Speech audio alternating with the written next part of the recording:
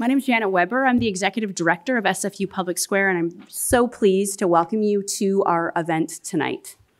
And also, hopefully there's still people watching online. We are live webcasting on Facebook, on our YouTube channel, and also the Vancouver Sun is live streaming our event this evening. So welcome to everyone joining us online. So I'd like to begin by acknowledging that we are gathered here this evening on the unceded territories of the Squamish, Musqueam, and Tsleil-Waututh people. I think if we could just take a moment and reflect on the great privilege it is that we are all able to be here to live, work, and play on these lands, and maybe take a moment to think about how we might work towards supporting Indigenous self-determination in Canada in our daily lives, in our work, in our volunteering, how we vote.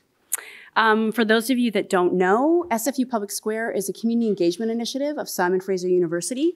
We are supporting the university's mission to be Canada's engaged university. We do that by doing events and activities such as this, and we do that by building social infrastructure. We encourage civic participation. We encourage folks to come together and exchange knowledge, mobilize knowledge, and co-create solutions for our pressing social issues. We'd like to thank our event co-producer this evening. Shout out to the Van City Office of Community Engagement for providing us with this fantastic venue this evening. And I just wanted to say that SFU Public Square doesn't usually do debate. This is really our very first time ever doing an Oxford-style debate. We're super excited to see how tonight goes. And we felt like for this particular topic and in this current moment in time where we're finding ourselves in increased moments of polarization, we're finding an erosion of our civil discourse, we're finding a fragmentation of our media landscape. We heard from so many people about the difficulty of being able to find some unbiased information to help them make their decision about how they wanted to vote in this referendum. So tonight we have two goals. One, to help you make your decision of how you want to vote in the referendum, and two, to model civil discourse. We are going to have four fantastic debaters up here tonight who are going to be in disagreement with each other, but will be in conversation in a way that is respectful. It will not result in name-calling, personal attacks, or any other bad behavior. I'm pretty sure that's the way things are going to go. And now... now I'd like to just introduce Micah Goldenberg. Michael is a lawyer here in Vancouver, and he actually came to SFU with the idea of doing this Oxford-style debate. He helped us arrange to have our debaters here with us this evening, and he's really the impetus for the idea. So I'd like to call Micah to come on up.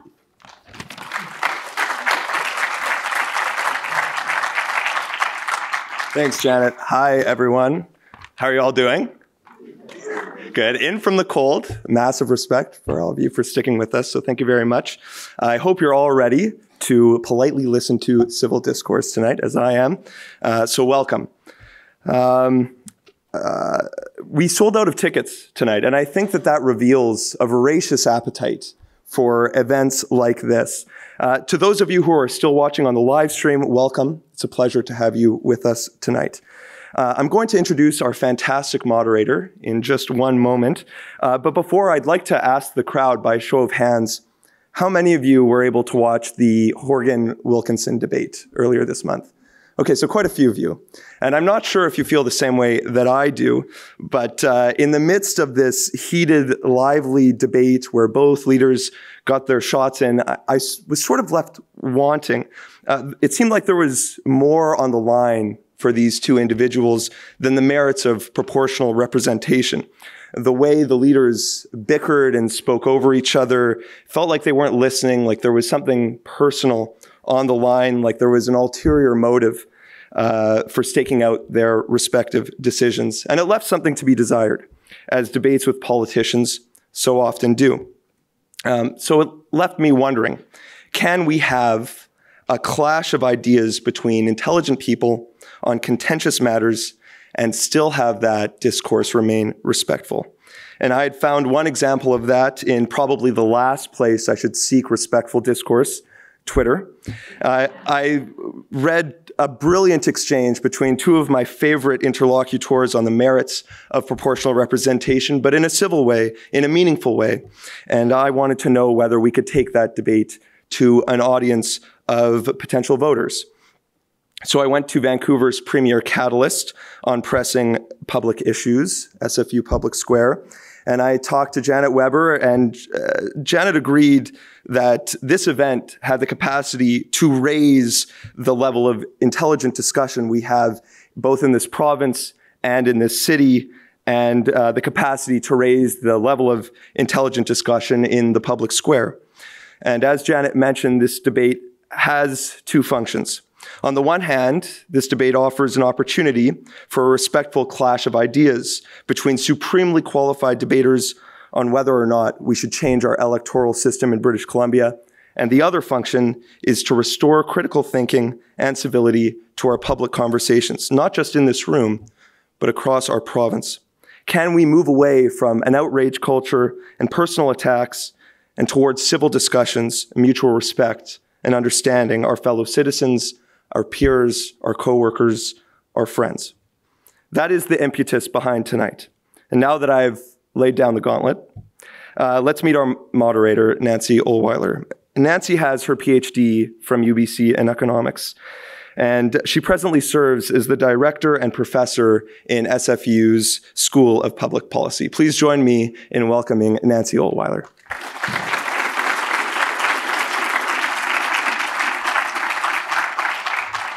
Thank you, Micah. Thank you, Janet. Thank you all for sticking around. I was freezing out there and wanted to bail out. But I saw some of my students and they said, no, you can't go. So again, thank you. This is a really exciting event. I'm delighted to see all of you here.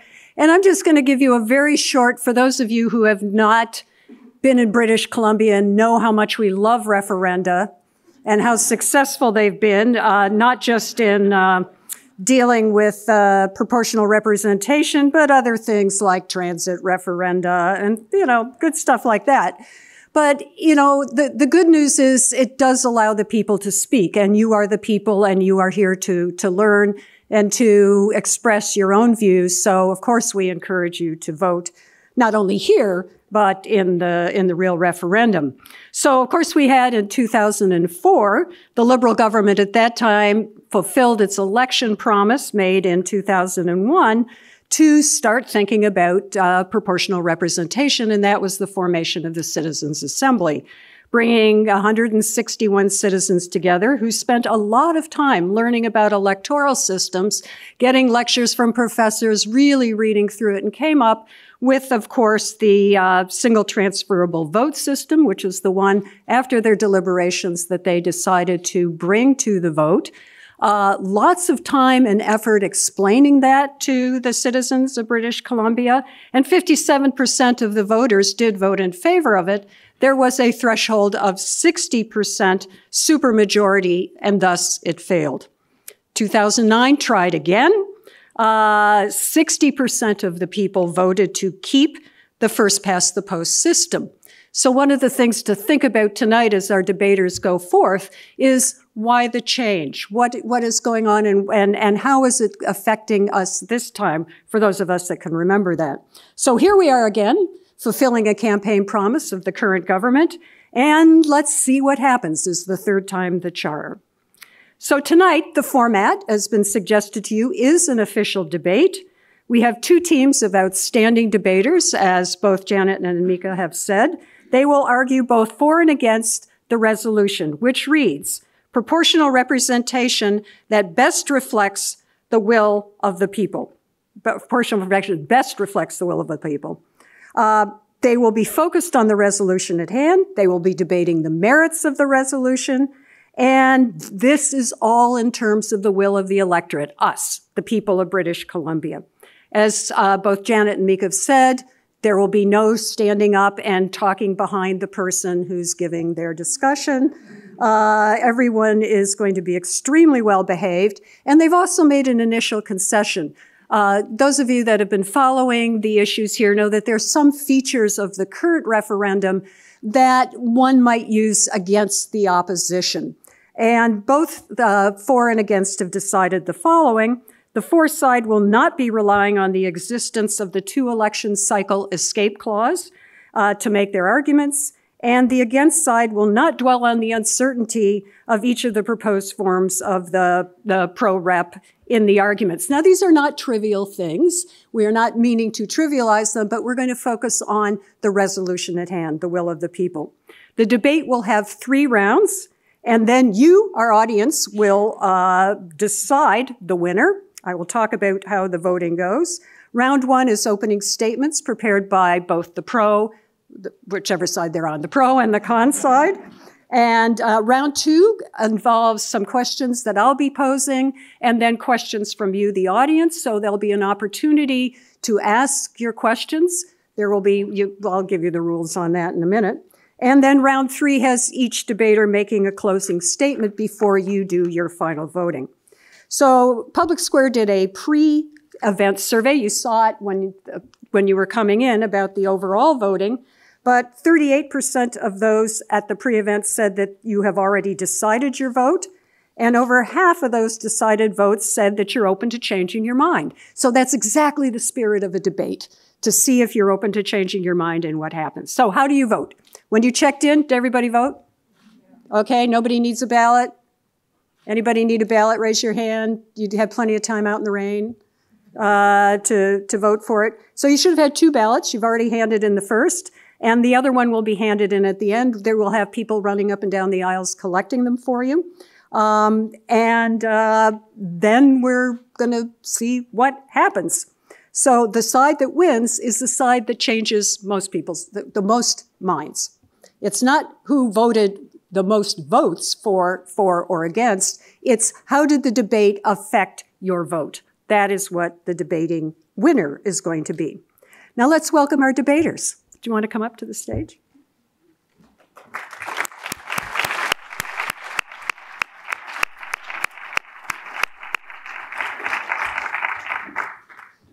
On my left, arguing for the motion, on my far left is, oh no, it's on my right. I keep wanting to get the right and the left mixed up, and that has nothing to do with for and against. Stuart, Stuart's on my right. Stuart teaches international studies and history at SFU and serves as the president of the Los Altos Institute. Stuart has been a stalwart in campaigns for proportional representation, working since 1994 as the director of Fair Vote Canada, Fair Vote BC, Fair Vote Ontario. There's a lot of fair voting trying to go on here. Movement for Voter Equality and the Toronto Democracy Initiative. He was leader of the BC Green Party, but he is no longer affiliated with a provincial party. Next to Stuart is Chuka Ejeckam. Chuka is a graduate student in political science at UBC, and his work focuses on drug policy and inequality. He holds a research position at the Center for the Study of Democratic Institutions at UBC, and he also does research for the Canadian Center for Policy Alternatives. Arguing against tonight's resolution, proportional representation best reflects the will of the people, is Adam Goldenberg on my left. Adam is an adjunct professor of law at the University of Toronto. Thank you for coming out here to warm up. A trial and appellate lawyer at McCarthy Tétrault LLP. He served as a law clerk to the Chief Justice of Canada and to the judges of the Court of Appeal for Ontario, and a chief speechwriter to the leader of the opposition in Parliament, and is a senior political aide in the government of Ontario. Thanks again for taking the trip. Next to Adam is Aubin Calvert. Aubin holds a PhD in political science and an LLB from that other university across town. Her scholarship has focused on democratic theory and political communication. She practices administrative law and commercial litigation at Hunter Litigation Chambers in Vancouver. Would you want to join again in welcoming our debaters?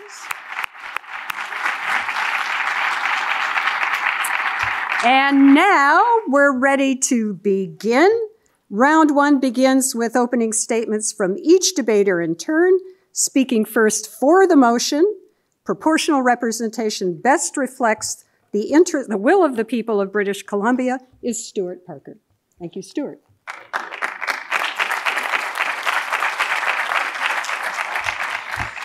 Well, chances are this is not the first time you've engaged with proportional representation debate in this province. You've probably heard a bunch of stuff from the yes and no sides in the media and elsewhere. My job in my opening is to clear the decks, to address the no side arguments you may be familiar with from the popular media, so that we can move on to the specific arguments that are going to come from this room. The no side is run by very smart people, and so they've constructed a set of arguments that, while irrational, are good at appealing to people's emotions. Their tactic is to take things about the first-past-the-post system that are causing anger or anxiety and blame those things on proportional representation. So you might have heard from Suzanne Anton about unstable minority government coalitions. British Columbians currently live under a minority government whose stability is constantly called into question by Andrew Weaver, who threatens to bring the NDP government down every couple of months over violations of his agreement with them, both real and perceived. Furthermore, 9 of the last 20 federal governments have been minorities, many of them short-lived and characterized by brinksmanship by both the Prime Minister and opposition parties. Stephen Harper's practices of brinksmanship led to the prorogation crisis of 2008, a full-blown constitutional crisis, and a series of other unconstructive showdowns.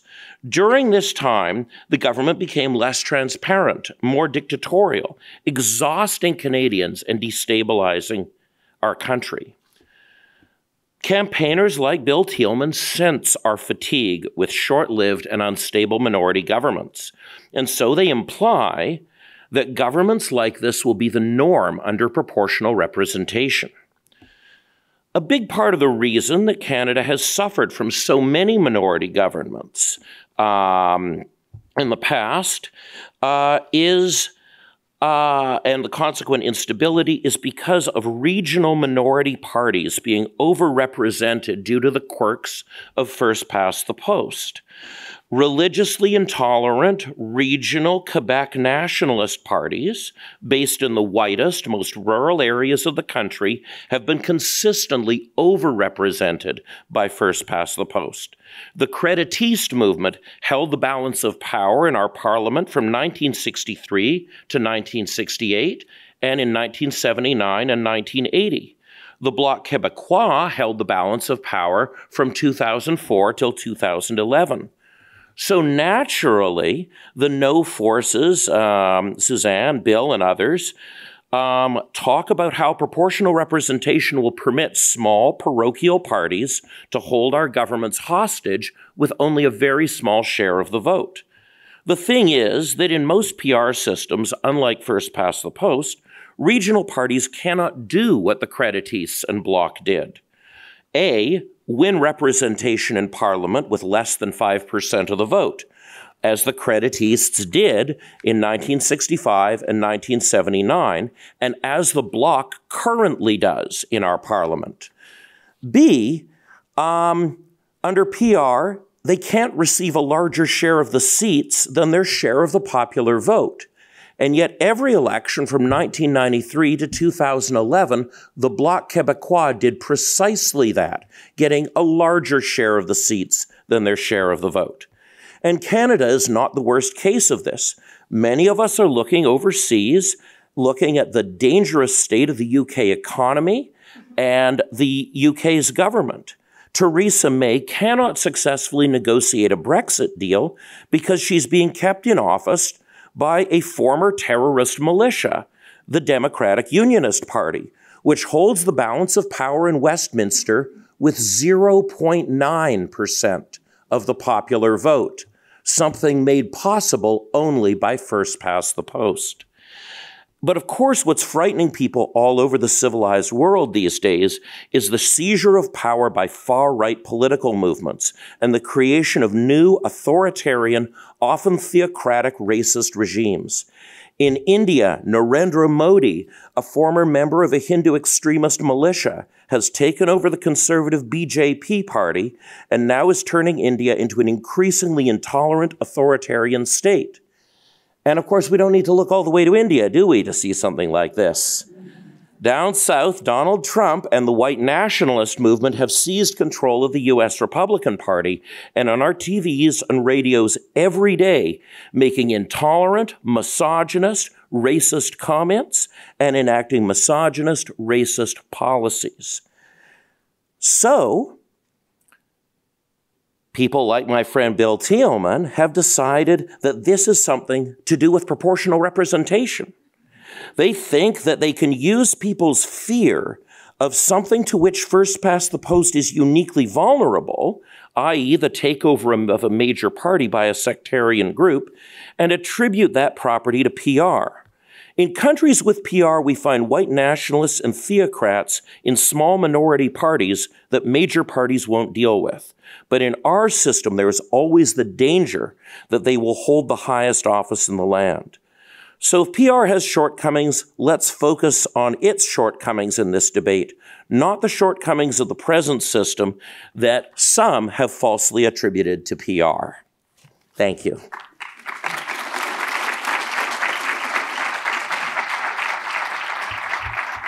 Thank you, Stuart. Very nicely timed. You just made it under the wire, so I didn't have to do it. So thank you.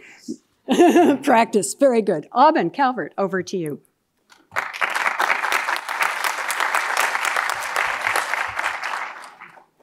Thank you, Madam Moderator. So I gather that many people, I'm not sure we've seen the results from when people first came in, but certainly the online polls, a majority of people attending this or participating in this event think that first past the post best reflects the will of the people. So despite what the majority of you seem to think, I'm here to tell you why proportional representation does not reflect the will of the people. In fact, it doesn't even try. Proportional representation systems ask us a simple question: which party do you like the best? It spares voters the difficult task of compromising at the ballot box, of forsaking their ideological purity in order to know in advance what each contender for power will do if it forms the government. Well, we say the will of the people is not the aggregate of the people's ideological preferences. It is rather a collective choice about how we wish to be governed. An electoral system reflects the will of the people when it permits voters to make that choice and gives a party a mandate to carry it out. First past the post does this, proportional representation does not. To persuade you of this, Adam and I are going to break down the life of a government into 3 chapters: coming into office, being in office, and being kicked out of office. I will tell you how first past the post better reflects the will of the people during the first 2 chapters. Adam will talk about the third. So first, coming into office. First past the post forces parties to compromise before elections, not after them. So look at British Columbia's political landscape. We have a Liberal Party that's a coalition of the centre and the centre-right. We have a New Democratic Party that's a coalition of the centre and the centre-left. In a proportional representation system, the Liberals and the NDP would most likely each break into smaller parties, representing thinner gradations of the political spectrum. Centrist voters and voters on the left and right of them would no longer have to compromise and vote for one big tent party or the other. Now, none of these smaller, ideologically purer parties will ever win enough seats to govern on its own. They will have to find partners and compromise with those partners in order to take power. So let's say a party of the center and a party of the right decide to form a coalition government. Their leaders disappear into a back room, they negotiate in secret, they each compromise at least some of the priorities and values that put them there in the first place, just for the sake of governing. And they emerge days or perhaps weeks later with a governing agreement. That's their plan for the province. Proportional representation will have just given us a center-right, ideologically diluted BC Liberal government, without a single British Columbian ever having voted for one. This system does a bad job of capturing the will of the people. Here's why. The set of trade-offs that politicians are willing to make for a chance at governing may bear little resemblance to the trade-offs that voters would have made had they been forced to make that choice. First past the post forces the choice, and we say that's a good thing. First past the post requires different ideological factions to work out their differences in advance, to draft platforms that reflect compromises, and to take those platforms to the electorate before election day. Proportional representation reverses the sequence. Yes, it improves the odds that you will send a governing party to the legislature that forms a near perfect image for your personal political preferences. Yes, it spares voters with strong ideological commitments from ever having to vote for a party platform that contains compromises with which they disagree. Yes, it allows narrow-gauge single issue parties to win seats. Proportional representation does all this by postponing the hard work of politics until after the election. It therefore denies voters an opportunity to choose which set of compromises they prefer, when those hard choices are the very reason that we have representative government in the first place. Proportional representation is great for self-expression. It lets voters know in clear and uncompromising terms how they wish they could be governed, but it does not let them choose how they will actually be governed. Proportional representation changes the ballot question. Instead of asking, how do you want to be governed, it says, how do you identify ideologically? And we say that the result does not reflect the will of the people. Second, being in office. We submit that the will of the people is best reflected when politicians govern with a view to obtaining the support from those who do not already agree with them. For this reason, we should be suspicious of any electoral system that rewards party loyalty and ideological purity above all else. We say that is precisely what proportional representation is designed to do. Sure, parties in a proportional representation system can snag voters from their ideological neighbors from time to time. But they can also govern secure in their knowledge that they will never dip below a core set of seats, provided they preserve the loyalty of their base. And when the system is designed to elect significant numbers of MLAs exclusively on the basis of party affiliation, as each of the options in the referendum would, then individual politicians have a strong incentive to place the good of their party over the good of the province. This, we say, is no way to reflect the will of the people. First past the post is different. Under our current system, losing just a few moderates can spell disaster for a mainstream political party in a single election. We say this makes parties and politicians' behavior in government more reflective of the will of the electorate as a whole. Proportional representation, by contrast, favors the will of the party and its most committed and often most polarized supporters. No electoral system is perfect. Proportional representation and first past the post certainly both reflect sound democratic principles. Your choice this evening and in this referendum is between the trade-offs that each approach entails. And it's about where, when, and by whom in the process you think that the will of the people requires the hard work of politics to be done. Because first past the post better reflects the will of the people and how governments come to office and how they behave once they get there, the motion before you this evening must be defeated. We beg to oppose.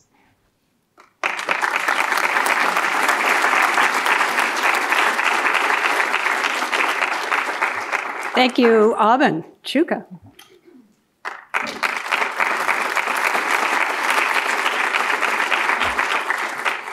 Thank you, Madam Moderator. I'd like to take a moment to just define specifically what we'll be discussing this evening. The motion we're meant to debate, as articulated, is that proportional representation best reflects the will of the people. The will of the people is, of course, a nebulous concept, making it difficult to define. But accepting that, what can we specifically say about it?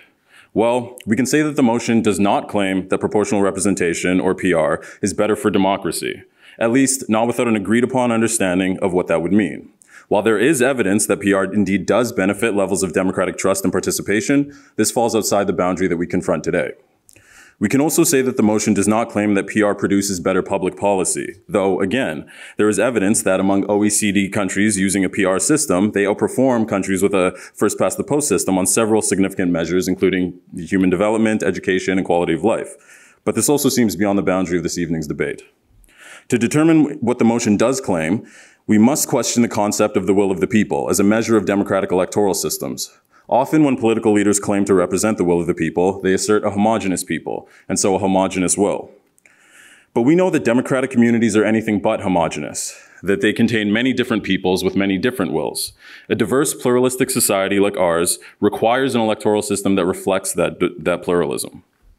Given that we're discussing electoral systems, we can surmise that the wills of the peoples, so to speak, refers to the people's electoral wills, or their electoral preferences, and it allows that these preferences are numerous and distinct. So, I argue that the motion claims that PR better represents the public's preferences as voters, and I believe that's an important distinction. But how can we measure these preferences? Well, we're faced with two options. One, we can consider the choices that voters make on their ballot, or two, we can consider the choices that voters want to make. In either conception, we see very quickly that first past the post fails to represent the people's wills as directly as PR does. Taking the first option, the choices that voters actually make, the prevalence of false and lopsided majority governments in BC show voters' actual choices are not always reflected in our electoral system in the most meaningful way. Of the 32 BC elections since 1903, more than 20 have produced false or lopsided majorities in the legislature. If you voted for a candidate that lost their riding, your vote was not meaningfully reflected in the makeup of the legislature produced by that election. This means your particular will as a voter was not visible in the legislature. And if we take the second option, the choices voters want to make, the type and amount of strategic voting that we see under first past the post, wherein voters are encouraged to vote for a candidate they don't earnestly support simply to prevent a candidate they vigorously oppose from taking power, shows again that our system fails to represent voters' preferences as meaningfully as PR does. By sending only a single representative to Parliament per riding, first past the post works to impose homogeneity on constituencies, both in that a single candidate is said to represent diverse and at times conflicting preferences, and in that you have to take these considerations into account when you're casting your vote. There's also the intuitive sense of fairness, the fundamental democratic value of political equality. Often, first past the post violates this sense of fairness. In the 2013 election in the riding of Saanich North in the Islands, Gary Holman won the riding with just over 33% of the vote, despite that the two opposing candidates received between 32 and 33% of the vote. And if we're considering the entire province, in 1996, the NDP won a majority despite losing the popular vote. And in 2001, the Liberals won 97% of the seats with 57% of the popular vote. So how meaningfully are voters' preferences reflected in these outcomes? I suspect that we will drift outside the boundaries I've just described through the course of this debate tonight. However, on these grounds, on whether our current single-member plurality system, or a proportionally representative one, better serves the preferences of the public as voters, and better reflects that which they value about democratic systems, I believe it is clear that PR is superior, and that it would be very difficult to claim otherwise. And I do have one final note. Though the four of us are up here debating this evening, I believe that my views regarding our electoral system are no more valuable than any of yours watching. In a democratic society, our political system belongs to every single one of us. And while acknowledging the colonial foundations of this society, it is left to us, today and every day, to determine how we will live together. To quote the dear Sister Nina Turner, who herself was borrowing the words, "We may not all have come here on the same ship, but we in the same boat right now." With the challenges we face as a province, as a country, and indeed as a species on this planet, we need to find effective ways of working together despite our earnest differences. Proportional representation is one of those ways. Thank you.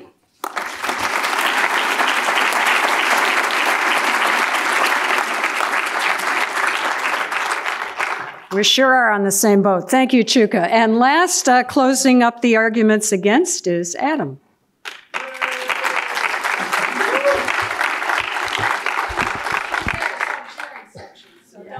Yeah, right.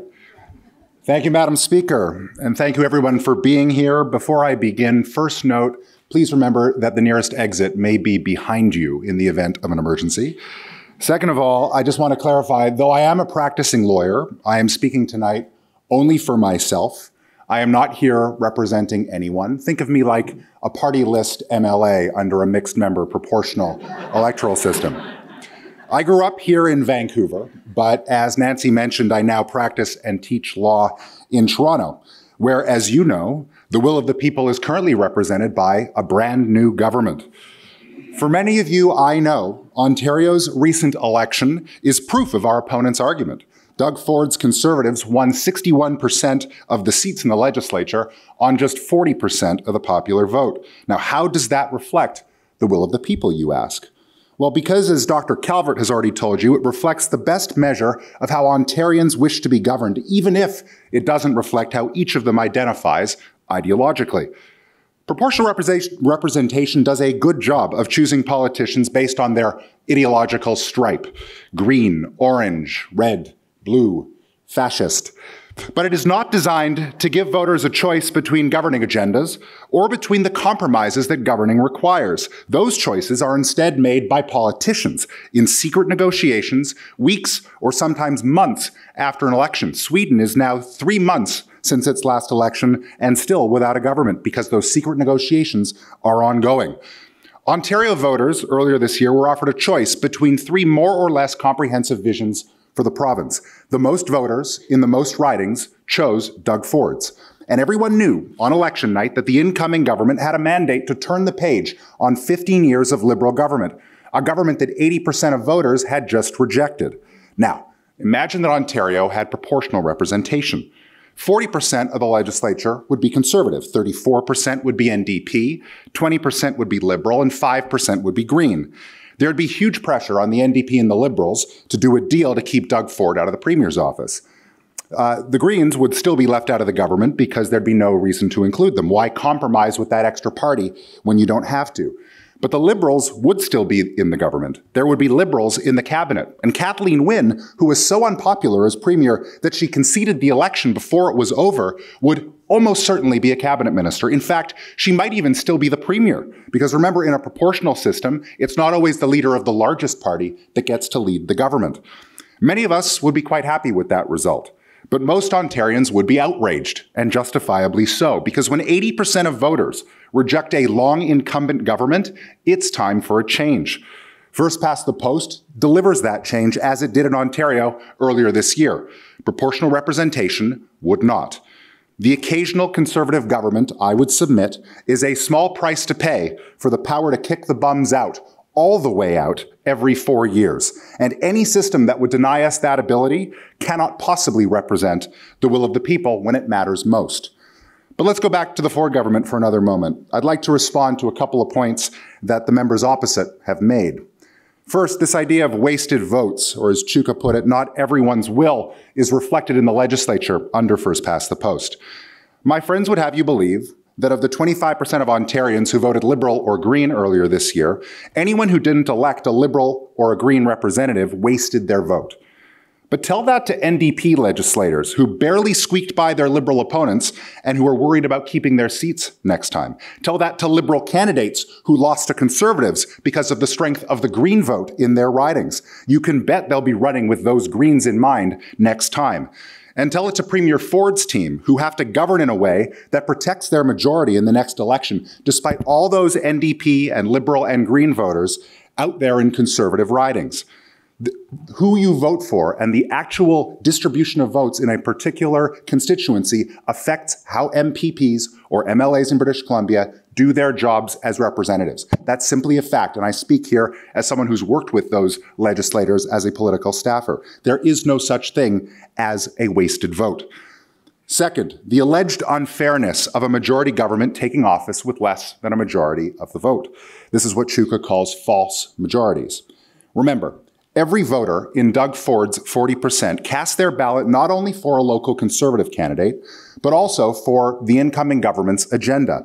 That's 40% more than would have cast their ballot for a coalition government's agenda if such a government had been formed through secret negotiations in a proportional system. Remember, proportional representation does not make proportional government. Someone is still in government and someone is still in the opposition. And that government still has to make choices about how to govern. In Germany, after the 2005 election, under proportional representation, a coalition was formed between the two major parties, which collectively represented the will, so-called, of 70% of the electorate, 70%. But when you went back out into the field as a pollster after that election, after that government was formed, less than 30% of people liked the fact that they were now governed by this grand coalition. So simply looking at the distribution of votes on election night and doing that math and saying, well, a coalition that represents those voters must surely then be more legitimate is not borne out in reality. No one votes for a coalition, and no voters are included in the choices that will shape its agenda.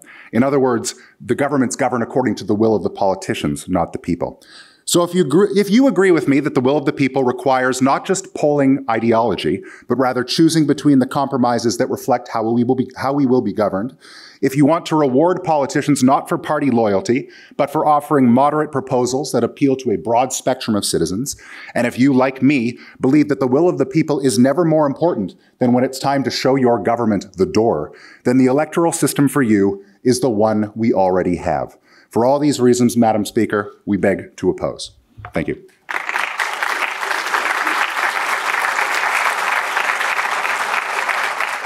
Thank you, Adam. There we have it. That is the end of round one of the debate. And I am now waiting for the vote that you came in with. Okay, here's the envelope. So pretty much like you saw the numbers that were up on the screen when we began. For, 62%, against, 12%, and the great undecided, 26%. So that is what you're up against, folks. Big advantage to the for side, except they have the most to lose if any of you change your vote. And big opportunity for the against side. So now we're going to move to round two. As you registered tonight, you should have a pen and a card if you didn't lose it outside trying to light a fire to have a real fire instead of whatever else was going on. You should have that, and your chance is to write a question. You will have opportunity to do that because I'm going to ask the two sides some questions now. We'll have a prompt on the screen for when it's time for you to pass your questions to the aisle, where one of our friendly volunteers will come and pick it up from you. Don't do it beforehand. Don't drop it. They will pick it up, and they will then collate those and bring them up front to do it. So please be aware of what's going on behind you. Don't get so wrapped up that you forget to hand your questions in. And for those of you watching online, please ask your questions via the Slido link? Slido. What is that? Okay. It's too high tech, Nancy. Just shut up and keep moving. They know what to do. You know what to do. Okay, you know what to do. Okay, quick recap. I'm going to summarize just very briefly some of the points that we heard tonight. And just so that we can start off the round two with some things to focus on. For the for side, we heard the diverse pluralistic society requires an electoral system that reflects that pluralism, hard word for an economist. Democratic value holds that votes cast in an election should impact the outcome. Therefore, wasted votes fail to meet this value. There needs to be an increase in efforts to educate and empower people to have the time and energy to vote and to pursue their political interests. And proportional representation is one of those factors that will encourage that. The shortcomings of first past the post has been falsely attributed to PR, as was eloquently spoken, and starts to fearmonger and create chaos when none really exists. For the against side, we heard that first past the post requires the factions that we see in our political parties to work together in advance, to work out their differences within the parties. So PR, on the other hand, leads to less compromise in order to take power. Proportional representation asks, how do you identify ideologically instead of how would you like to be governed? PR is not designed then to give the voters a choice between governing agendas and between the compromises they require. And first past the post, importantly, gives you an opportunity to throw the bums out rather than get the bums that you wanted to throw out back in power. So those are some of the, in more or less polite terms, theirs was much more articulate than that, but those are some of the issues that came out. And I'm going to start off with following up on some of those. And the first one sort of follows up on the last two, on Chuka and Adam's comments. And that is, we've got the evidence that the majority of people vote for a party that does not win the popular vote is not consistent with the party that took power. And so the examples were given from the former elections in British Columbia. On the other side, we hear that, well, if we add all the votes together, that's the majority of people who spoke, and you could get the party that you didn't want to see in power back in power. So I ask each side, how do you reconcile the other side's opinion with your proposal? Okay, the rules are, raise your hand. Politely.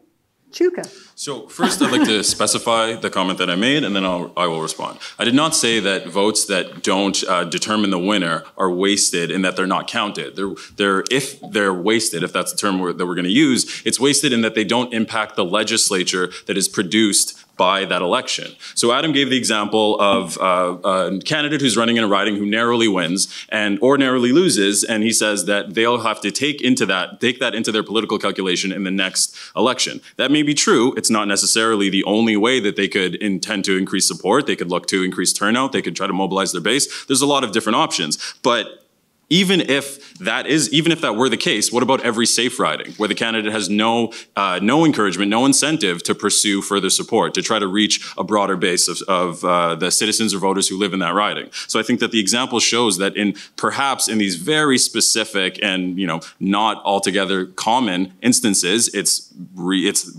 possible that a candidate's political calculation will include the voters who didn't support them. But again, it's only possible and only in particular and very, very specific circumstances. So that's the primary response. That's good. Okay, on the other side, how do you answer that one, Adam? So a couple of points. First of all, on the notion of safe seats, which we hear often from the PR side of debates like this, I mean, tell that to all but 2 of the NDP MLAs who ran in the 2001 provincial election here in British Columbia, many of them in so-called safe seats. The virtue of first past the post is that because the threshold for getting elected is lower, it becomes easier for voters in a particular riding to fire their MLA if they don't like them at the end of a term in government. So safe seats have a way of becoming unsafe seats very quickly. There used to be no safe seats for the Green Party, federally or provincially. Now there are more every election cycle. So this concept of safe seats being a trump that first past the post can accommodate is with respect misguided. The other point to make is that, again, when you have a government that takes office, even if it is formed by MLAs who represent more than 50% of the popular vote, the decisions that government makes are not going to be supported by more than 50% of the population over the term of that government's time in office. No government can ever enjoy majority support for most of its decisions.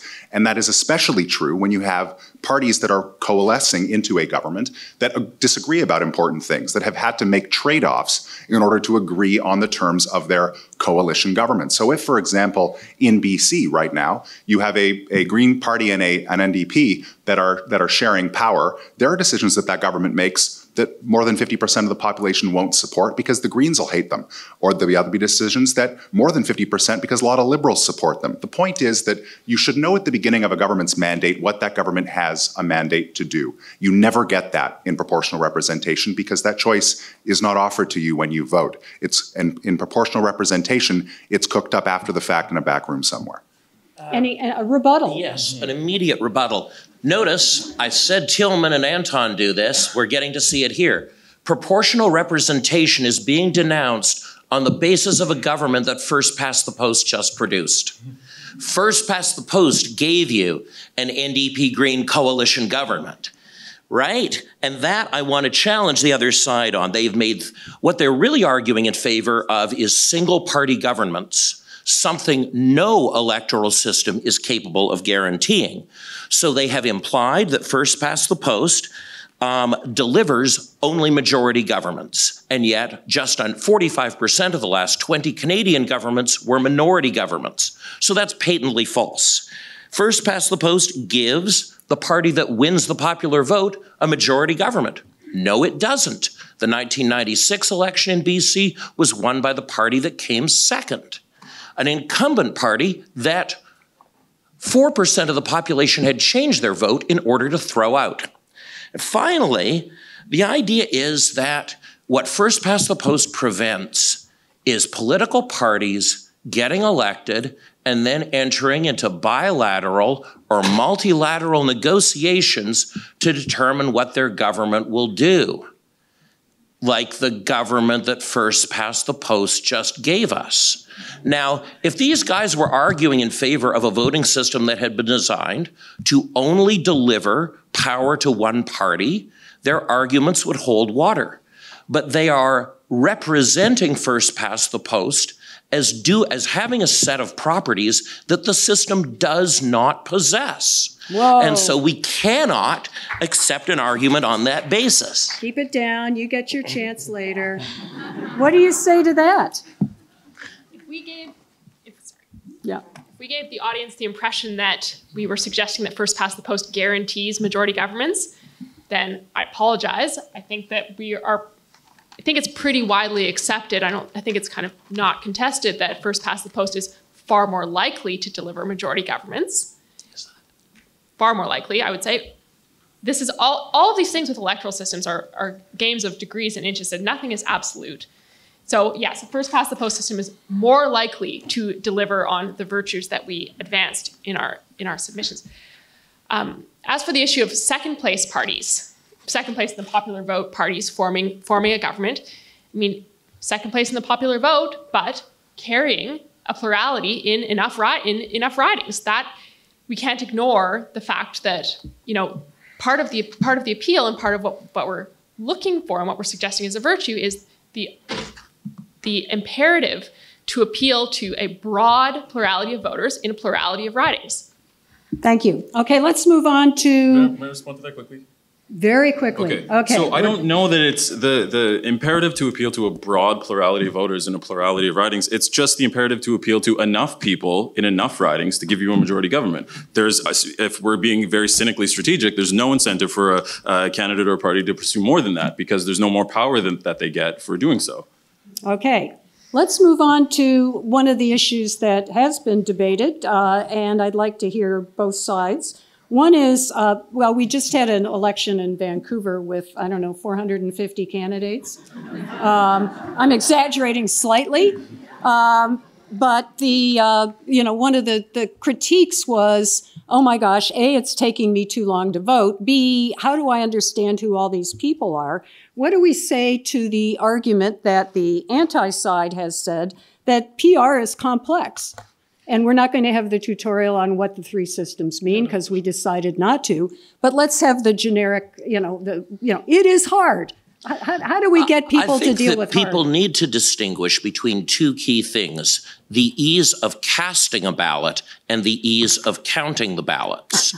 The way the no side projects its ideas, the idea is that somehow at the end of the election, we all get together and count the ballots together. And so we'd all better know how to count them. If you don't know how to count the ballots in your riding in your own garage, how can you possibly work under this system? The point of PR is to make things simple for the end user. If you're voting under First Past the Post, and you're trying to figure out whether to vote NDP or Green or Liberal or Tory or whatever the party is, the first thing you got to do is you got to figure out, okay, who's in first place in my riding and who's in second place? And okay, the national polls say these people are in first place and these people are in second, but that might not be true in the regional polls. What if there isn't a regional poll for my riding? How can I know if I'm moving my vote from the first place person to the third place person to try and stop the second place person?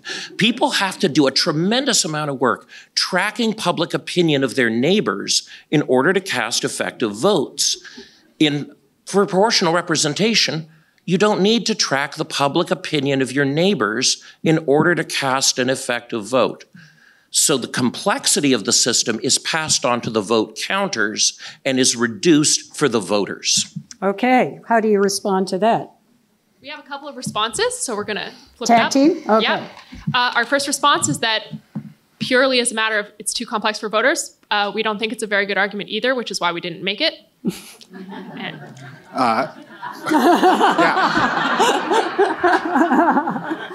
With respect to the idea of strategic voting, which is an argument that's often advanced in PR's favor, go to Germany and ask people if they don't vote strategically. In a PR system, When you know that Angela Merkel is going to be the chancellor after the election, the choice is who do you want her coalition partner to be?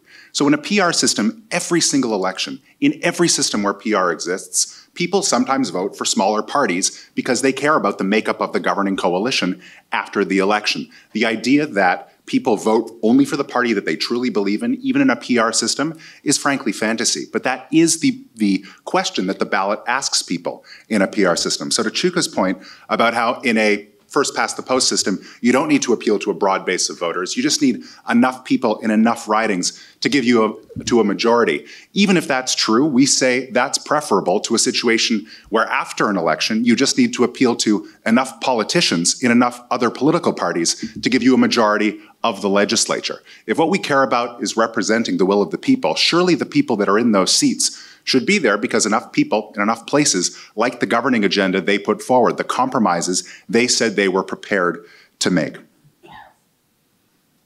Well, that isn't really the case. If enough that the people who end up in the seats were sent there by people who like their governing agenda, like we talked about Gary Holman, of the 64 the 64 citizens in that riding who voted against him.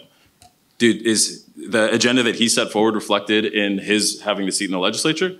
Or is the agenda that he sets forward, does it reflect the will of the people who voted against him in his riding when he goes to the legislature? Well, I think there's also a specific inaccuracy that's being put forward, and that is that people vote directly for parties under PR systems. So let's suppose we get the RUP system here.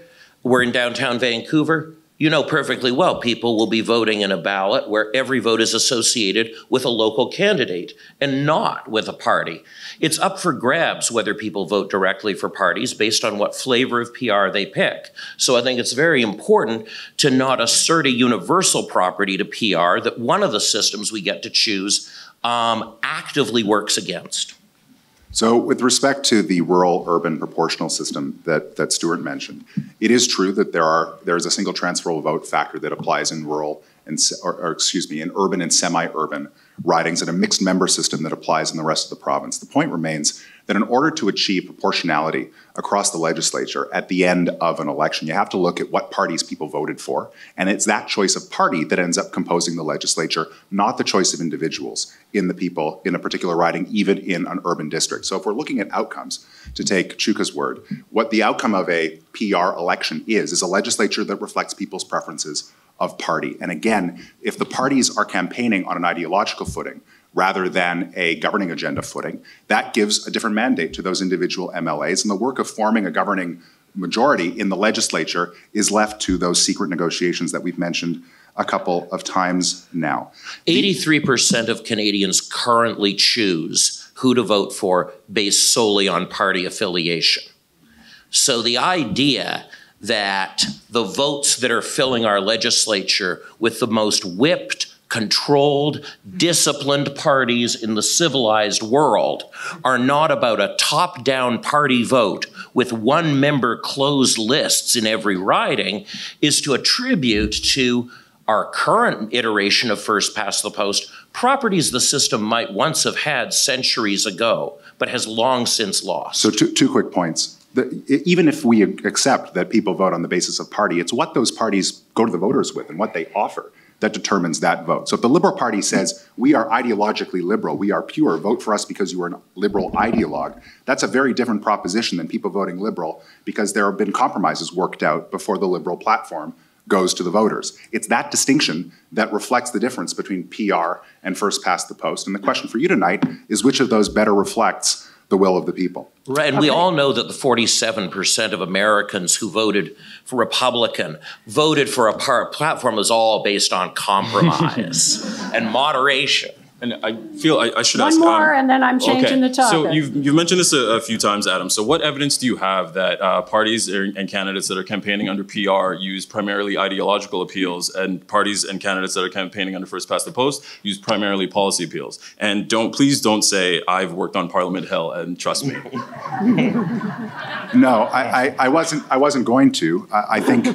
You just look at where PR elections are held and how parties campaign in those places and the voting behavior that PR is supposed to reflect and represent. If you campaign in some broad, mushy middle way that appeals to a broad coalition of voters but doesn't give you a broad base of support, you're not going to elect members of a legislature under a PR system. In fact, the complaint of people against first past the post is that it forces people to compromise, and you don't get to vote for the party you truly agree with because you have to vote for these broad compromises. Well, if that's not the case, as you've just suggested, then the argument against first past the post goes out the window. There's a distinction between compromising and trying to keep people you vigorously oppose from taking power. Okay, moving on.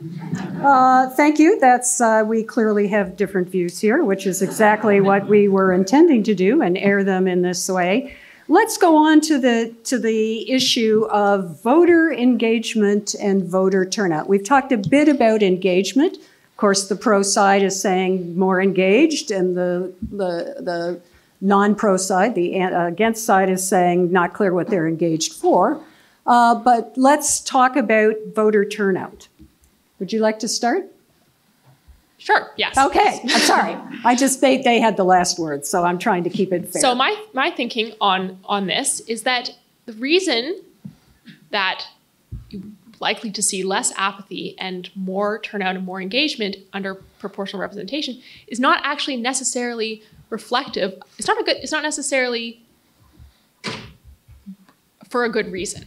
Mm-hmm. I say that, as I said in my opening remarks, proportional representation lets people use their votes as a form of political expression. Of course, it's more appealing to go to the ballot box and mark your X beside a party that really, really you feel is going to be in the legislature working hard for your values. That feels great. I'm sure that it does. It feels much less appealing when you're faced with 3 milquetoast platforms, none of which you really fully agree with. You feel like you're choosing the best of 3 not great options.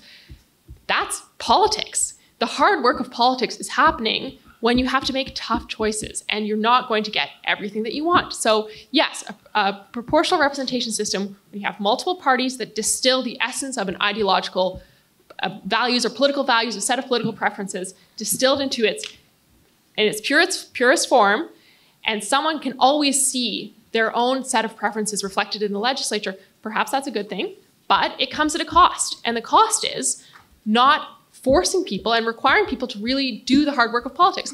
It simply relocates the most difficult aspects of politics, the part that requires trade-offs, the part that requires deciding how you're actually going to rank your priorities, as opposed to saying we want all of these things.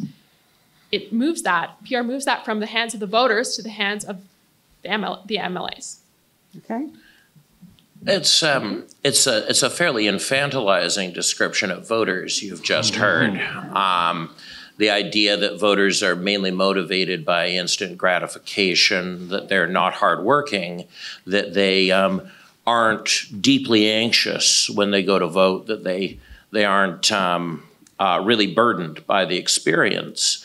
And the idea, anytime it's suggested that too many people voting is a danger, I think we should be very concerned about where that's heading. Okay, there's an intrinsic value in participation in politics, irrespective of outcome, one that allows us to enact our citizenship and participate in governing ourselves. I got to give it to there. I think you did mishear a bit what the opposition said. Yes, thank you. I spoke very carefully. I did not mean to imply that voter turnout is a bad thing. I simply meant to imply that we should be favoring an electoral system that makes people really come to terms with the trade-offs that are inherent in politics. May I respond to that quickly? Very quickly. If we look at we're running out. I believe that the notion that compromise is good. I won't necessarily decry that entirely, but first past the post tends to entrench 2 particularly powerful parties. So if you look at the 2016 election in the US, who was doing the hard work of politics there? One party said that the other was an existential threat to the country, and the other party said the same thing. I don't think that, they have a non-proportional system, they have a first past the post system, so why is it that in that instance there wasn't the hard work of politics that required compromise making initially? And why is it that there were so many voters in America who didn't vote, who didn't choose either candidate? May I answer that question? Yes, you may. So the answer to it is, politics, first of all, politics in the United States is politics in the United States. British Columbia is not the United States, and if it first past the post were going to make us so, it would have done so a long time ago. The advantage of the way the American system works, and as just described by Chuka, is at the end of the day, someone's got to run the government, Republican or Democrat. If there was proportional representation in the US model, the Bernie Sanders wing of the Democratic Party would have different candidates than the Hillary Clinton wing of the Democratic Party or the Nancy Pelosi wing, or however you want to describe it. And those people would run on different platforms, make different commitments, and sure, voters would get to choose which they truly agreed with. But then they'd have to go into the back room, and assuming they got the most votes so they could form a majority in the legislature, they'd have to figure out what the compromises were going to be and then go to the voters and say, well, we went back in secret and we came up with this plan. Here it is. This is what you get for the next 4 years. People would be outraged because, at least in the current system, people who vote Democratic, even if they don't like the tone of politics, and even if they don't like the trade-offs that the left has made to appease the center and the center has made to appease the left, at least they know what those trade-offs are before they cast their ballot. And then at the end of 4 years, if they don't like the way things played out or people didn't keep their promises, they can look at that party and say the Democrats were in charge. We're going to blame them, not some coalition partner, and they can't point fingers at one another, and we're going to vote the bums out. You don't get that under PR. So the advantage of consolidating voter preference into broad-based parties isn't perfect. Huge trade-offs. Does it better reflect the will of the people? We say yes. I think it's time for the questions from the audience. Thank you. Thank you, pro and against, for your almost civil. I mean, it slipped a little bit from time to time, but we're not going to let that go on. Okay. I'm just trying to read the handwriting here and pick the ones I like the best.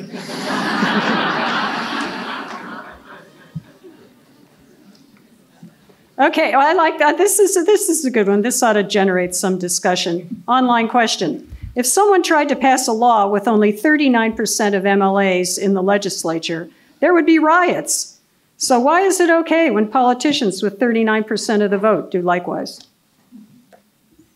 So if the test is whether more than 50% of people like a particular law, in order for that law to be democratically legitimate, everything would have to go to a referendum. If you intend to have a representative form of government, that trade-off is made for you. It is equally made for you in a first-past-the-post system. Again, consider the example of Germany, where you had parties forming the government representing 70% of the voters, and less than 30% of people liked that they were the government, and less than 30% of the people are going to like some of those policies. I don't see how that's more legitimate, and it's certainly not more representative of the will of the people. Chuka?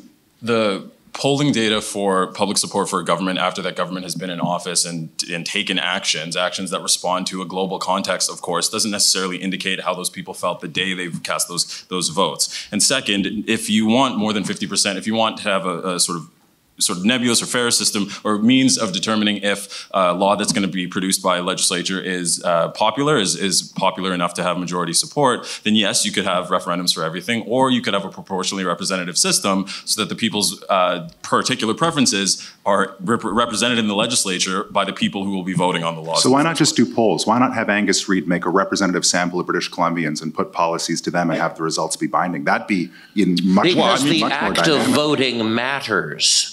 Because that's part of our performing our citizenship. We don't just vote because of the outcome. We vote because the process has value. That going somewhere and articulating your preference as a citizen, it's a patriotic act, it's a ritual act. And that's why we want to create incentives for people to engage in that act, because other aspects of citizenship start slipping away when people's enthusiasm for participating as voters begins to flag.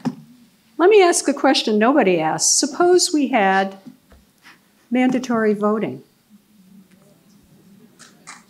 I'd be fine with that. Sounds good. I think mandatory voting. Would that change your belief about what kind of system we need? That's part two. I think mandatory voting is a good idea, a compelling idea. I think that it would also necessitate that we make sure that we empower people to use that vote meaningfully, which means providing them rigorous education, both on particular policies and overall having a rigorously funded public education system. It means healthcare and childcare and things that will allow them to take the time to inform themselves on policies and candidates and the time to vote. It has I think that, mandatory voting as a concept is good, but the implications of it, if we want to actually extend the democratic franchise meaningfully to everyone, it demands a lot more of us. Let us not use coercion when incentives are sufficient. Let's try making election days national holidays when nobody has to work first. If that's an insufficient mechanism, maybe we can look at force after that. Do you think it would? I'm all in favor of more holidays. I don't know that that's going to get them out to vote. It depends on what time of year it is. They may all be at the They will be at the beach. I was just saying, I think we've maybe veered a little off topic, but I think everyone agrees that voting is a good thing and a civic duty and all of the wonderful things that have been said. The difference between, we say when you boil it all away, and sure that these are idealized notions of the two systems because that's how you get at the underlying principles.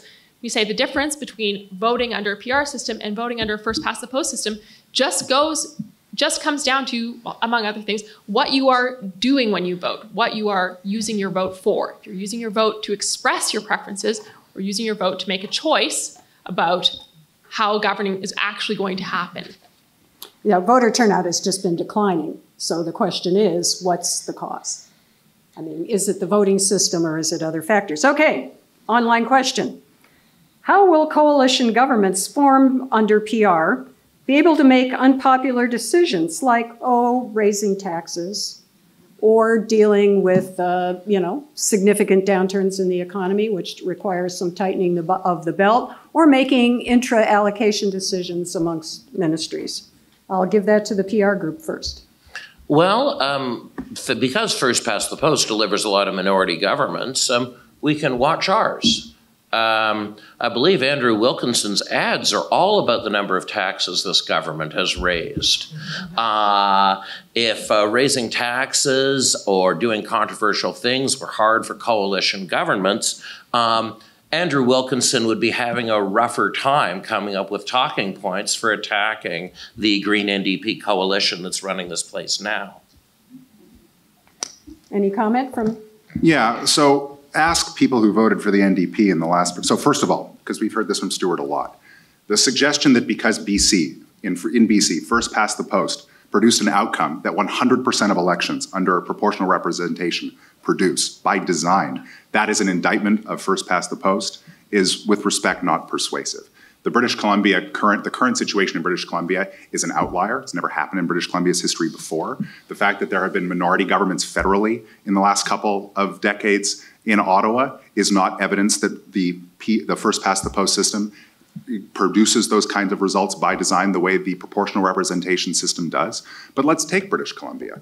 Ask NDP voters who are members of trade unions, whose jobs depend on the energy sector, who voted for John Horgan, how they feel about the trade-offs that John Horgan made after the election without consulting them, without their permission, without putting it to them before the election with respect to pipeline infrastructure construction. They're not happy, and they shouldn't be happy, because this was a surprise that came up after the election because of a secret negotiation that produced a coalition agreement. Likewise, ask Green voters how they feel about Site C. This is the norm in PR systems around the world. It has to happen in order for PR systems to govern. And so in the First Past the Post system, yeah, now and again we get governments like the one we have in BC now. But if you like that, then okay, vote for PR. The point is that none of the people who elected the current government in British Columbia voted for, at least they went to the polls and they knew what the trade-offs that their parties were going to make were supposed to be. If the parties subsequently make different trade-offs than those, then the parties can be held accountable. It's when the parties don't disclose what trade-offs they're prepared to make in advance that you have a problem with representing the will of the people. And that is what PR does. Excuse me, there are two very quick points of information. First of all, our first minority government in British Columbia was over 100 years ago. It was a coalition between the Tories and the Socialists in 1909, and it gave us the 40-hour work week. Secondly, there's nothing in the confidence and supply agreement that wasn't in the NDP platform. Adam's suggesting that Kinder Morgan, the NDP ran in favor of it. The NDP ran opposed to it. The confidence and supply agreement merely guarantees the NDP fulfill its promises. Also, very quickly, coalition governments under first past the post are fundamentally different than coalition governments under proportional representation. Under first past the post, a very small shift in popular support can mean enough riding swing that there's an incentive for opposing parties or a party that's smaller in the legislature to trigger an election and then campaign for a majority. Under proportional representation, that incentive is extinguished. Do you want to comment on that last statement, that coalition governments are different under the different voting rules? Yeah, let's talk about two examples. So Chuka is right that the incentives for parties are different in a PR system than a first past the post system. In a PR system, a party in a coalition government has a strong incentive to point the finger at the other party in government at the end of their term and say, you don't like what we did, well, that was the NDP, that was the Greens. And that's going to happen in BC in the next provincial election, just you watch.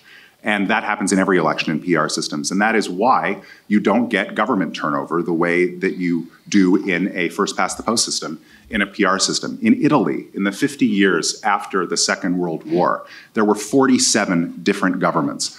Each of them was led by the Christian Democratic Party. So you get 47 changes of government, the same guys remain in charge. Why? Because they were able to say it's not us, it's our coalition partners. In Germany, in the 50 years after the Second World War, West Germany, I should say, not a single government lost power because of an election. They lost power because their coalition partners withdrew their support after a certain period of time and decided to form a coalition with another party in the legislature. In 50 years, in other words, West Germany replaced as many governments by elections as East Germany did. If that you think is a better representation of the will of the people, then I suggest you have an issue with defining what the will of the people actually is. Adam said that British Columbia is not the United States, nor is it a post-World War II Axis power. Going on evidence. Do you have a better example? I mean, Germany is the example that PR advocates always rely on when they're not relying on Sweden, which hasn't had a government since its election in September. None of us mentioned either. Okay, let's keep it civil. And while we're talking about happiness, isn't it, this is a question, I'm not making this up, I'm not getting you off track, this is a question. Aren't people just unhappy and miserable and cranky no matter what system we have? I mean, No. This is the question. This is the question. Well, you know, the no side stated if you polled the electorate, voters might be unhappy. But can't that happen anyhow? I mean, is there a system that's guaranteed to make people less unhappy? We can't make them happy. Nothing's going to stop us being British Columbians. And that's why I think it's better to move to a system where people can more constructively articulate their rage. Because this is a populist jurisdiction, and we want to make sure that that rage is articulated in the context of civil society and not elsewhere. I think that... Let's let them jump in and then I'll get to you. Yeah, I think if you want to see rage, go to a system where an unpopular government loses office and then doesn't lose office. That's what makes people mad. In any system, the questioner is absolutely correct. There are decisions that any government elected under any system will make that will annoy, piss off the majority, and many times an overwhelming majority of voters. Look at the former Liberal government in BC when it introduced the HST. People thought they were going to lose office for it. People were furious. And if people had actually wanted to ditch that government because of that policy decision, they had an opportunity to do so. And if they'd taken that opportunity, that government would have lost office. Wouldn't have happened under a PR system. Look at Ontario. People were annoyed as hell at what the former Liberal government had done in 15 years. They wanted to see the back of Kathleen Wynne. They got to see the back of Kathleen Wynne. Can you imagine the rage if she was still a cabinet minister? So here's a completely different question, and I think an important one for British Columbians. How will proportional representation better represent the interests of First Nations and other important communities who have been underrepresented in the government and the legislature? I'll take it to the pro side first. I think that depends specifically on the system that's used. A compelling example is New Zealand. However, New Zealand had I think the sort of ideological landscape is different as the parties are spread across it, and there were particular there was a quota, a minimum representation quota for the Maori people in New Zealand. So I think that really comes down to the particular system that's used and how it's implemented. I agree with that, and Chuka's right. In New Zealand, which is the example that's commonly used, you'll read about it in the press, is look, they had increased Indigenous representation. They did have a quota system, and that is what explains that difference. If you want to have First Nations communities in British Columbia have seats in the legislature, have electoral districts where those First Nations communities can elect representatives because they take up a large enough share of the electorate, and don't make the threshold for electing someone so high that that First Nations dominated but perhaps not majority district returns white folks to the legislature in Victoria. That's why you see Indigenous representatives under first past the post from districts, from ridings where there are a lot of Indigenous people.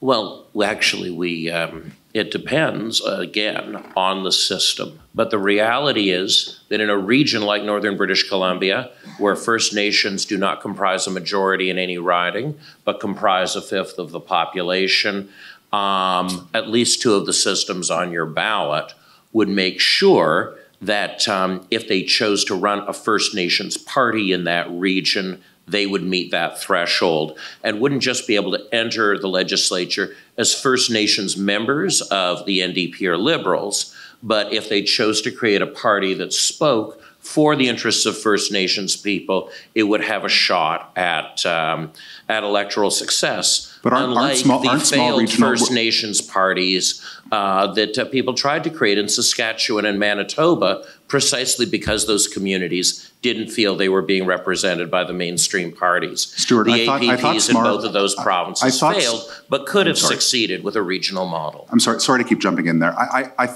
have to ask, you spent half of your opening remarks telling us about the evils of small regional parties.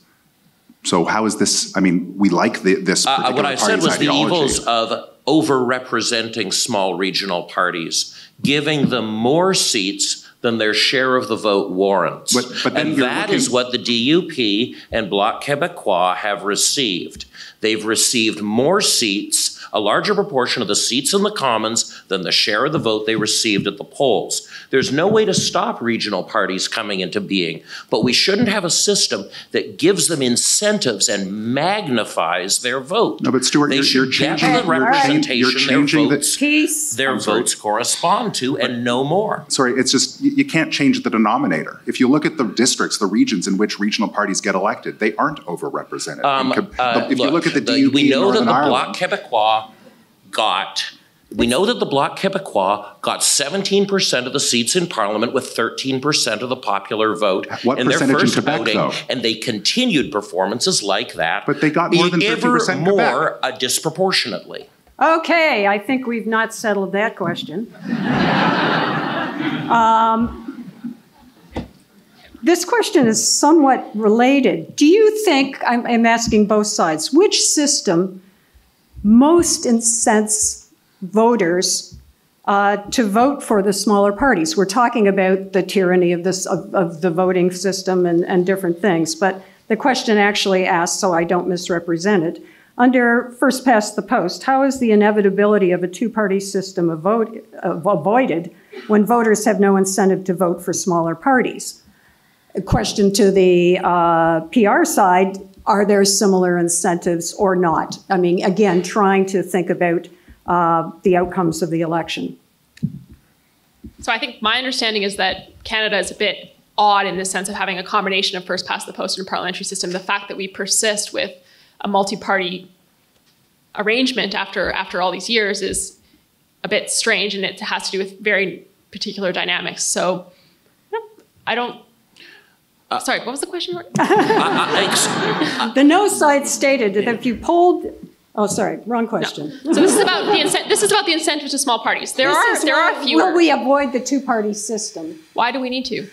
Okay, so what do we do if the two-party system doesn't accurately reflect the preferences of a large number of citizens? Well, the virtue of the two-party system, yeah, it doesn't. Of course it doesn't. But the question is whether the voting system produces results that reflect the will of the people. The fact that there are people who don't like the choices on offer in a two-party system or a three-party system or a four-party system, but have to hold their nose and vote for one of them, simply means that those people are making the choices that someone's going to have to make, because you can't legislate everything, but they're making those choices before the election, and the will of the people is reflected in the coalition, the electoral coalition that every major party already is before it comes into the legislature. By putting those decisions off, this is what Aubin said earlier, by putting those decisions off until after MLAs are returned, you're not making the compromises go away. You're just changing who makes them, from the people to the politicians. You want to reflect the will of the people. Why would you do that? Okay, both winner-take-all systems and proportional systems have incentives for small parties. The question is, what kind of small party do they encourage? Proportional systems encourage small parties that have a broadly diffuse geographic support base. A lot of people spread around a wide area. First Past the Post encourages small parties that are very regionally concentrated or are based on a single individual. In Australia's winner-take-all system, 2 of the national parties are named after guys. The last Labour government in Australia was in coalition with Bob Katter's Australia Party. So personality cults and regional parties are the kind of small party First Past the Post encourages. Broadly based minority viewpoint parties are the kinds of small parties proportional representation rewards. And we weren't going to make this point because it's, again, not the most persuasive point for First Past the Post. But when Stuart talks about parties that command small minority support across a wide geographic distribution, you're including Nazis, you're including communists, extreme viewpoints that are diffuse across the whole population get in a PR system. They don't in First Past the Post, because even if Bob so-and-so has a great following in his district and can get himself elected to the legislature, don't work that way when you have white supremacists running across the country. The fact is, you still have those people. They're still out there in the electorate. In our system, though, they have to compromise too, and they have to put enough water in their wine to vote for the Conservative Party, or the far left has to vote for the NDP, unfaithful socialists that they are. And those parties then can get a mandate to form government. So those differences get assimilated again before voting happens, as opposed to, say, what happens in countries like, well, pick a country with PR, where you have small parties that reflect extreme viewpoints that do decide who forms the government. I know Israel is a tired example. It's one close to my heart. It's a very good one in this case. Watch how the Netanyahu government has skewed further and further to the right. Watch what's happening in Sweden, in Norway, where far-right parties are getting toeholds in the legislature. Look at Austria.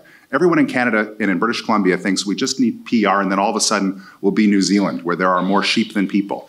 We're going to turn into Austria more quickly than we turn into New Zealand. Why? Okay, thank you very much. Very quickly, last word. Nazis, if we can say one thing about Nazis, it's that they're not fans of compromise. It's not that they disappear or that they subsume their extremist ideologies and then just participate in the electoral process. They seek to take power within the established parties. That is what is happening in Canada. It's what's happening in the US. It's what's happening in Britain. It's what's happening all over the world in the instances when those parties don't have particular representation. I would like to be able to see and name the supremacists. I would draw the example of Nazis. There are a lot of far-right extremists that are a lot shy of Nazis who hold seats and power in legislatures and PR jurisdictions. let's not have any Nazis in power.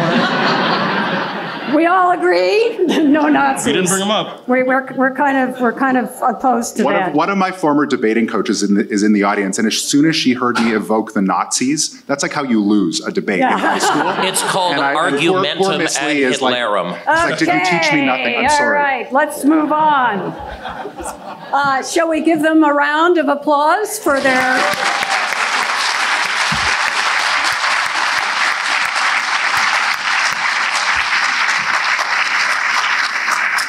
For their mostly respectful, little bit of interrupting, which we won't hold against either side because both of them did it, but yet generally, well done, well done. We're not going to let Janet down. But now it's time for the closing arguments. And I hope. And we're going in different order this time in the interests of fairness and equity. And Adam, you are first giving your closing argument against. And these are 2-minute arguments.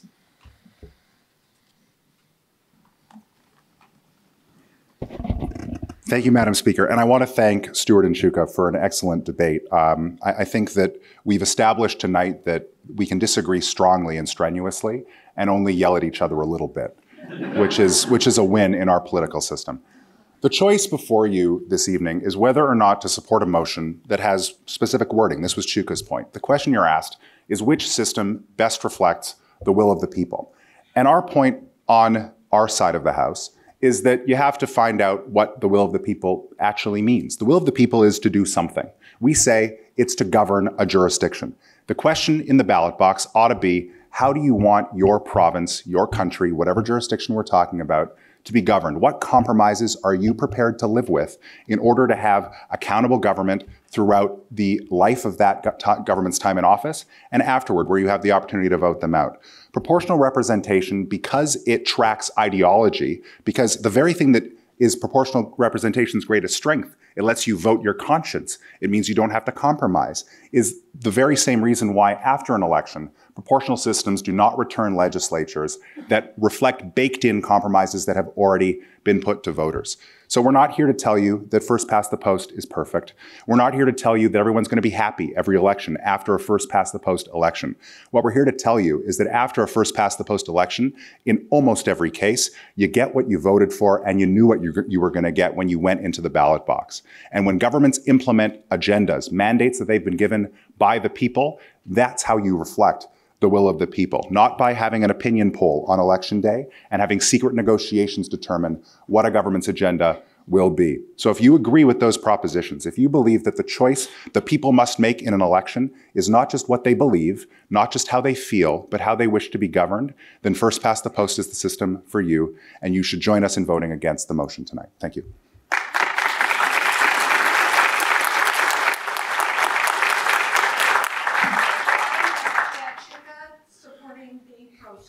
Thank you, Adam and Aubin, for the debate, and to SFU Public Square for hosting this. So, which system best reflects the will of the people? Well, you're the people, so what do you want? And the fact of the matter is, you all want different things, and that's good. That is a fundamental democratic value, that we are able to facilitate people's distinct desires and meet their particular needs. I don't think that we should just wait for whenever there's an election or a referendum to figure out how we should divvy up power and share it and who should be able to determine who gets what. I think that we can have an ongoing collective process of determining these things, an ongoing collective process that is better facilitated and produced by a proportionally representative system. I don't think that we will ever get to the point where the entire province is happy with a particular government that is a particular majority government that has a mandate, a very specific mandate that they ran on.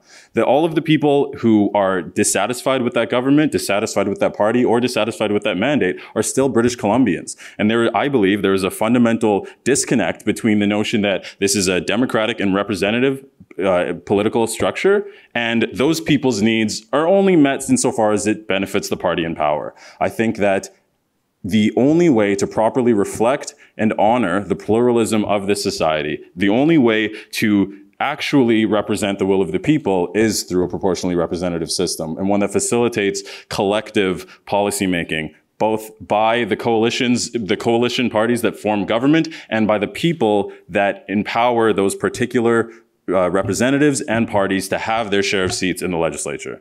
Thank you.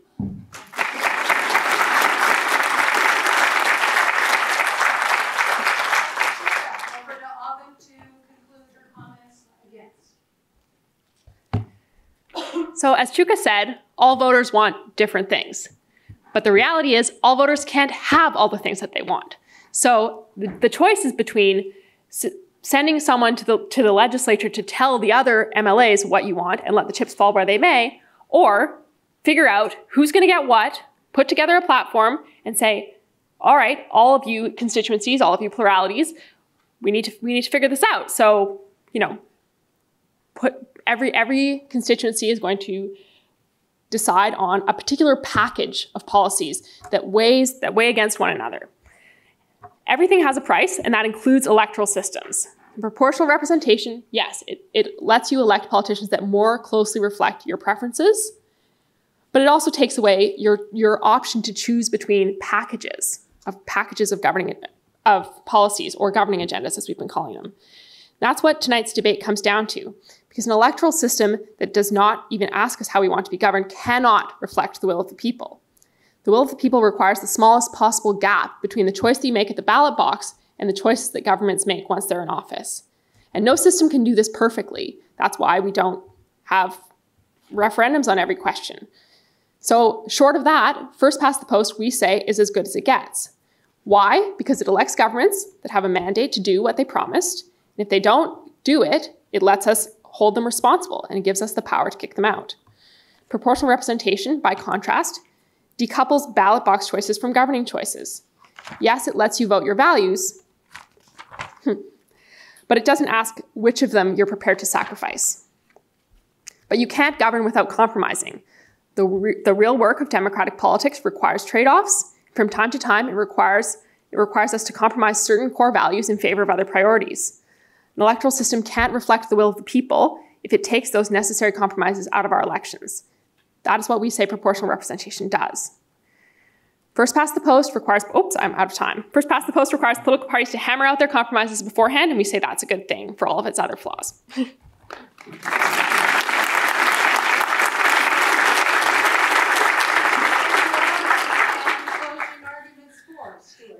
Well, I want to thank all of you for coming out tonight. I want to thank my fellow debaters. I think we saw a really good performance coming out of the no side, and very different arguments than you've been hearing in the media, right? We are filling a niche here, and I really want to thank SFU Public Square for making this possible. I've had a pile of fun this evening. So I'm going to tell you a little story. 1957, Canada's two-party system began to seriously destabilize. Not only was the left-wing CCF merging with the Canadian Labour Congress and creating the NDP, there was a party, the Social Credit Party of Canada, which, not like the local ones out west, was an explicitly anti-Semitic, white supremacist party led by Réal Coët based on anti-Semitic conspiracy theories. They won a pile of seats, and between them and the NDP, they pushed caused a minority government in 57. There was a brief break with a majority in 58. 1962, a minority government. The government fell within a year. 1963, another government fell within 2 years. 1965, the third minority government in a row. The Liberals are 2 seats short. And so they entered into those sinister, secret post-election negotiations with the Socialist Party led by T.C. Douglas. And you know what they cooked up in that back room? Medicare. Now, I want to suggest to you that what proportional representation does is it creates more possible moments like that in Canadian politics, not fewer. And I think when creative people are forced to negotiate or forced to come together against the threat of a dangerous extremist party, who knows what kind of positive solutions they can create.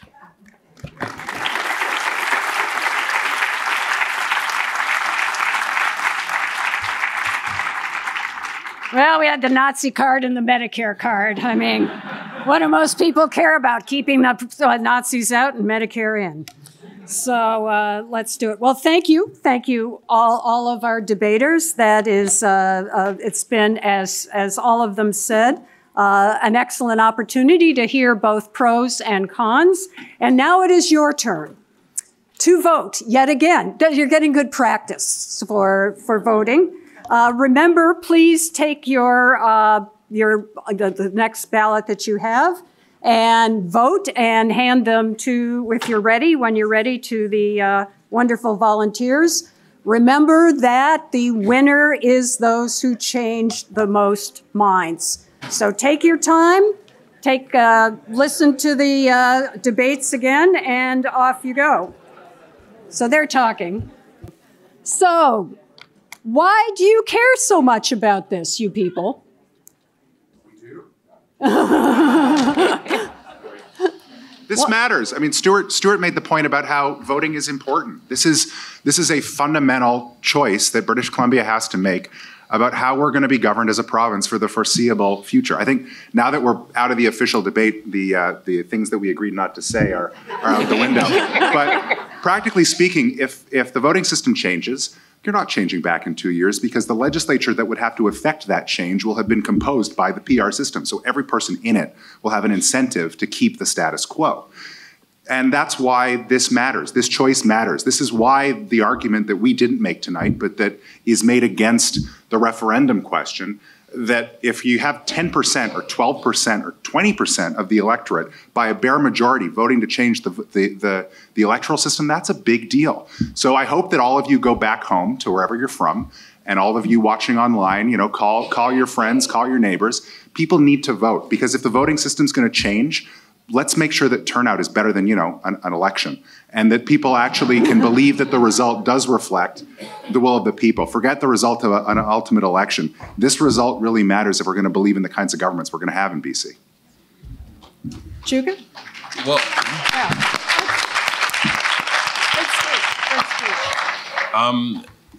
so at the beginning, you mentioned that my two areas are sort of drug policy and inequality, and this might seem a bit tangential to that. I was going to ask you that, yeah. but I think you'd tell us. This is, I would say that proportional representation works against some of what I would characterize, perhaps contentiously, as political inequality.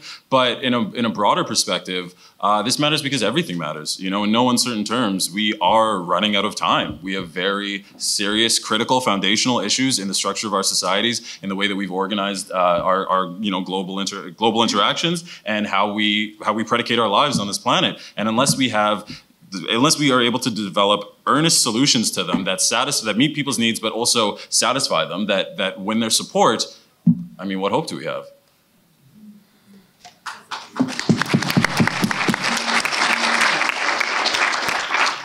Aubin, why are you here? So I was motivated to participate in this debate because I really think that it's important for British Columbians who are facing this decision to step back and think and remember that there is no, as I said, there's no perfect electoral system. There are only electoral systems that score higher on some democratic values and lower on others. So there's no more or less democratic system. There are only systems that produce more accountability or less accountability, more representation of regions or more representation of ideas, as Stuart was saying, more political expression, better or worse deliberation. These are the kinds of metrics that political scientists use to think about electoral systems. And it's important, I think, for people who are looking at this decision to think about which of those democratic values they care about the most and try to understand how that's going to play out under a different electoral system. Thank you. First one of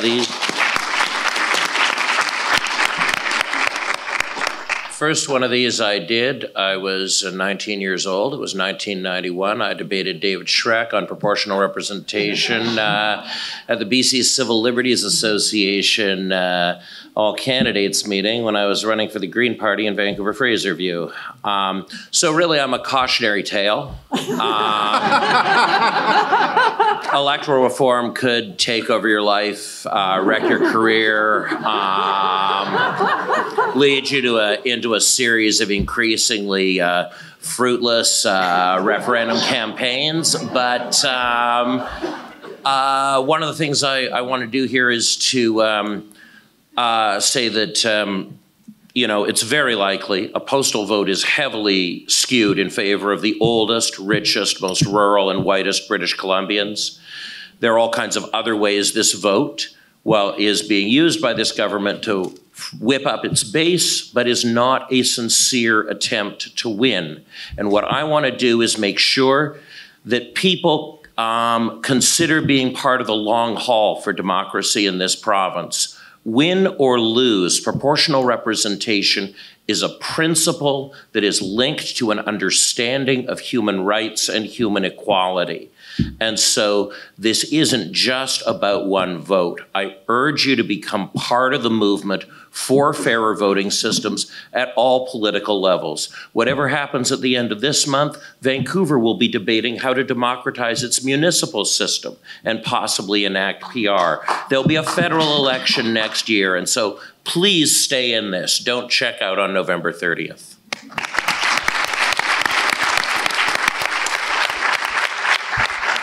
I think you've heard that both for and against, we have representatives here of great Canadians who are passionate about the rights of people to vote and exercising that vote. So the first, that's round one. Okay, just to make sure I've got too many cards here, too many numbers. Round one, 62% for, 12% against, 26% undecided. Drum roll. For, 62%. They were hardcore. Against, 28. Undecided, 10. The change is nothing for the for side. A plus 16 for the against side. Congratulations. Congratulations, winners. Well, congratulations, you two. Good try. Thank you. Yeah, thank you so much. Thank you so much. Good. Good evening. My name is Maria Cecilia Saba. I'm the interim program coordinator at the SFU's Van City Office of Community Engagement. Our office supports creative engagement, knowledge mobilization, and public programming in the key areas of arts and culture, social and environmental justice, and urban issues. And we do this through public talks, workshops, screenings, performances, and partnerships with community organizations. So make sure to check us out online at www.sfuwoodwards.ca. We were thrilled to partner tonight with Public Square. This was a very exciting, thought-provoking event, so congratulations to all the debaters.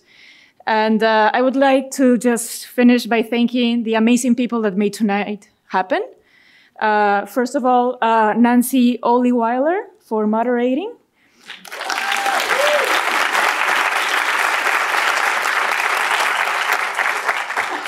I would also like to thank the debaters themselves, Stuart, Adam, Chuka, and Aubin.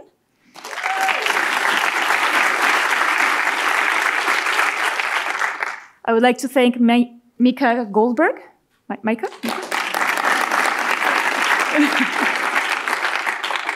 Our ASL interpreters, Silas and Julie.